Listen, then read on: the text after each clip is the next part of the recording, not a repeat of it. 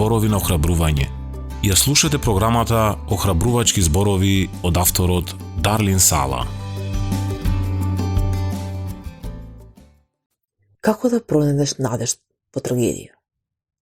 Присуствував на матурската на внук ми од средно, каде што дипломи на матурантите им доделуваа нивните родители.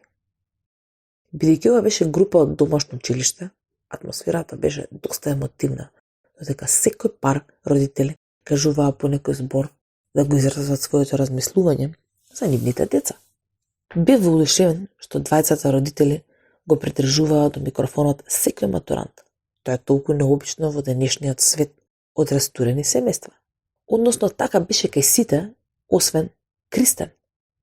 Незината мајка, Карол, толку многу би сакала да биде таму тој момент.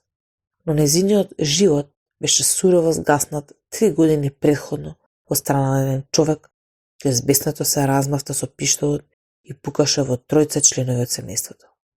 Сестрите на Кристен на возраст од 10 и 14 години преживеа, но незината мајка не преживеа. Таткото на Кристен храбро ја врачи дипломата на својата ќерка, но сам, зашто Бог не го спречи ова? Сепак реалноста е дека тешки работи се случуваат како на верници, така и на неверници. Но разликата е во тоа дека ние, кога имаме вера во Исус Христос, не сме без надеж. Да се доживее трагедија без надеж е да се отчајува.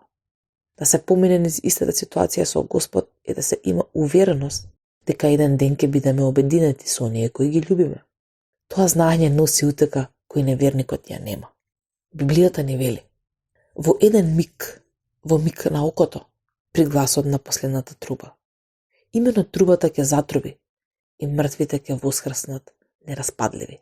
А ние ќе се измениме, зашто треба ова распадливо да се облече во нераспадливо и ова смртното да се облече во бесмртност.